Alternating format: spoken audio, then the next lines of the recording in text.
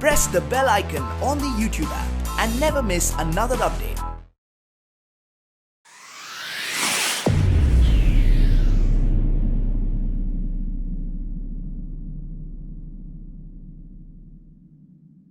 मोटू लाला में आपको स्वागत है। आज हम आपको राजयोग के बारे में बताएंगे और आधुनिक युग में राजयोग का क्या महत्व है इसके बारे में आपको हम समझाएंगे। तो चलिए शुरू करते हैं। पर शुरू करने से पहले हम आप लोगों से आग्रह करेंगे, कृपया इस चैनल को लाइक कीजिए, इस वीडियो को शेयर कीजिए एवं हमें सब्सक्राइब कीजिए। आप जब भी ऐसा करते हैं हमें हौसला मिलता है कि हम आपके लिए नया नया कंटेंट लेके आएँ और ज़्यादा रिसर्च करें और आपके लिए और अच्छा काम करें। तो इसी तरीके से हमारी हौसला अफजाई करते रहिए और देखते रहिए मोटू लाला। चलिए शुरू करते हैं राजयोग के बारे में। प्राचीन ऋषियों को राजा की ओर से वृत्ति, भूमि या खर्चा मिलता था। संभवतः यही कारण है कि होरा ज्योतिष की सभी पुस्तकों में राजयोग का अध्याय पूरे विवरण के साथ मिलता है। राजयोग का अर्थ, राजयोग का अर्थ राजा से जुड़ना है, अर्थात राजा से किसी भी प्रकार का सानिध्य या लाभ राजयोग की सृष्टि करता है। यह विभिन्न श्रेणी का हो सकता है, स्वतंत्र सत्ता से लेकर नियंत्रित सत्ता भोगने वाले या राज्य से किसी भी प्रकार का लाभ पाने वाले विभिन्न श्रेणी के राजयोगी हो सकते हैं। राजा कौन है? राजा से मतलब उस असीमित अधिकार सत्ता को भोगने वाले व्यक्ति से है जिसकी सत्ता निर्बाध्य है और स्वतंत्र है। प्राचीन जमाने के राजा स्वतंत्र निर्णय लेकर व्यक्ति को निर्धारित या बाधित कर सकते थे,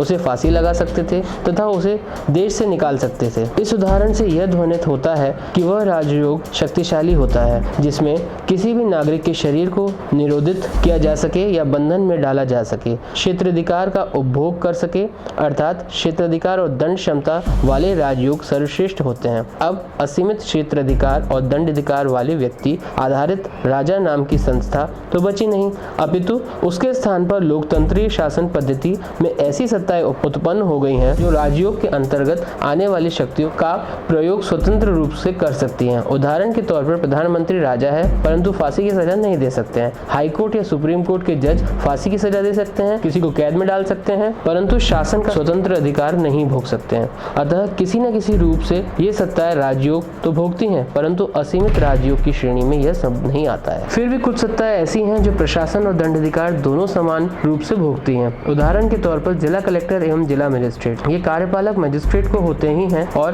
प्रशासन का सत्ताधिकार भी भोगते हैं। इनमें दंडाधिकार भी निहित होता है और व्यक्ति को निरोधित या बाधित भी कर सकते हैं, इसलिए आम जनता के बीच में उनका सम्मान अत्यधिक होता है। बहुत सारे प्राचीन राजा यह मानते थे कि राजा में ईश्वरीय अंश होता है परंतु उसे न्यायपालक होना चाहिए, परंतु यह राजयोग न होकर राजधर्म माना जा सकता है। शासन अधिकारियों का एक बहुत बड़ा वर्ग ऐसा भी है जिनमें प्रथम श्रेणी का राजयोग प्राप्त है, परंतु अन्य निम्न श्रेणियों के भी राजयोग हैं जिनका महत्व सामान्य जनता में बहुत अधिक है। इनमें कई मंत्री, शासन अधिकारी, निगमों व बोर्डों के अध्यक्ष, न्यायाधीश, छोटे बड़े न्यायाधीश इत्यादि शामिल हैं। अब हम सबसे पहले बात करेंगे आर्थिक दंडाधिकार। यह भी राजयोग की श्रेणी में है। इनकम टैक्स के अधिकारी, सेल्स टैक्स के अधिकारी, ट्रांसपोर्ट विभाग के अधिकारी परंतु न्याय करके जुर्माना वसूल कर सकते हैं। एक्साइज विभाग के अधिकारी परंतु गिरफ्तार भी कर सकते हैं। यह सीमित प्रकृति के राजयोग हैं और इनमें आर्थिक दंडाधिकार निहित होता है। जो शासन के कर्मचारी केवल आज्ञा पालन करते हैं और स्वतंत्र सत्ता को नहीं भोगते, वे राजयोग के अधिकारी नहीं होते हैं, वे दास्य श्रेणी के लोग हैं। परंतु यदि सरकारी नौकरी से बाहर रहकर कोई व्यक्ति शासन लाभ प्राप्त करता है तो वह सीमित राजयोग का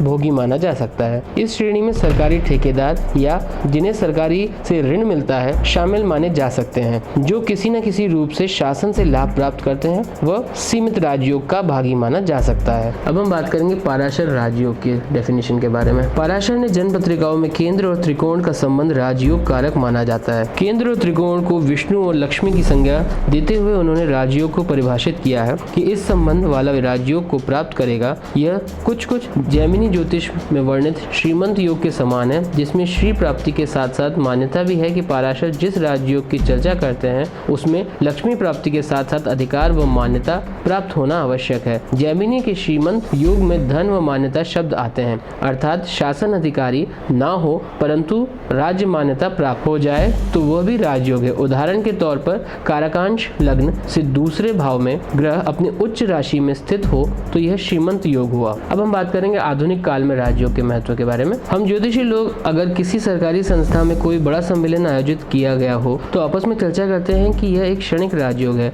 जिसमें सरकारी सुविधा भोग रहे हैं और कई शिक्षा पाठ्यक्रम ऐसे हैं जिनमें विद्यार्थी से फीस तो ली जाती है परंतु सरकारी निवेश भी कम नहीं होता। एक डॉक्टर बनाने पर सरकार को जितना खर्च करना पड़ता है, भारत में विद्यार्थी से उतनी फीस नहीं ली जाती। बहुत सारे उद्योग कारखाने ऐसे हैं जिनमें सरकार भारी मात्रा में सब्सिडी देती है। वह सब भी राज्य से लाभार्थी तो हुए परंतु शासन सत्ता का भाग नहीं हो सकते। इन दिनों ऐसे बहुत सारी नौकरियां हैं जिनमें ऊंचे पद लाभ मिलते हैं परंतु उस व्यक्ति की जन्म पत्रिका में राजयोग भी दिखता है। अतः किन्हीं मामलों में राजयोग की एक अन्य श्रेणी बनानी पड़ेगी जिसमें वे लोग शामिल हो जिनकी जन्म पत्रिकाएं राजयोग वाली हैं और वे कहीं अन्यत्र उच्च पद लाभ प्राप्त कर रहे हैं। मैं एक स्वतंत्र ज्योतिषी हूँ और मेरे कहने से कई मंत्री और अधिकारी सहज में स्थानांतरण या ऋण देना या अन्य प्रकार का लाभ प्रदान कर देते हैं। जो कार्य उच्च कोटि के शासन अधिकारी कर सकता है वह कार्य मेरे सहज ही कहने से हो जाते हैं। निश्चित है कि मैं राजयोग का भोग तो नहीं कर रहा हूँ क्योंकि मैं शासन सत्ता का भाग नहीं हूँ परंतु बड़े बड़े राजयोगियों को भी प्रभावित कर रहा हूँ। निश्चित रूप से यह मान्यता है कि जिसके आधार पर लोग कार्य कर देते हैं मैं अप्रत्यक्ष सत्ता का उपभोग करता हूँ। भारत सरकार में ऐसे कई सत्ता केंद्र बार बार बनते हैं जो संपूर्ण सत्ता को प्रभावित करते रहे हैं। वे अच्छे या बुरे दोनों ही हो सकते हैं। महात्मा गांधी, धीरेन्द्र ब्रह्मचारी, विनोबा भावे, संजय गांधी, सोनिया गांधी, अमिताभ बच्चन, बाबा रामदेव, श्री रविशंकर, आशाराम बापू, अन्ना हजारे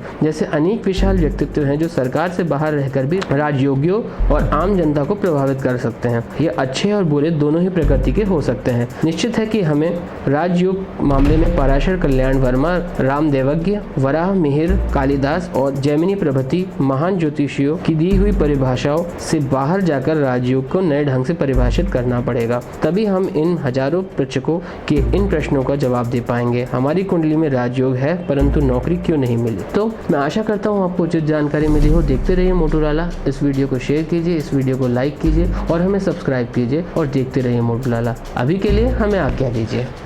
नमस्ते।